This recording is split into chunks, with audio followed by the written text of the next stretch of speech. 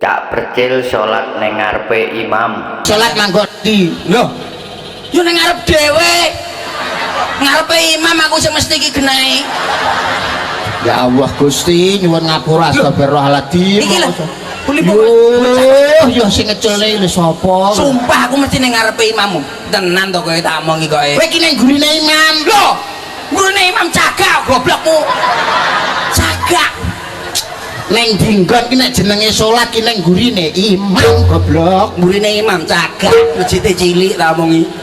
Nek ngarep dhewe ki imam. Lho, gopur nggonku jenenge kuwi. Dudu imam, Pak Gopur. Sing mimpin salat ke lho imam. Gopur, Dik, lah imam kuwi ngarepku pas persis sing ngarepku.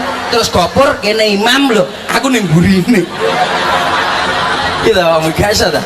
Gak sing mimpin salat ki lho celuk, cah kocluk jenenge imam. Gopur. Ayo nang balik Jawa tak omongi. Ngarepan omah lho. Mendino ngomong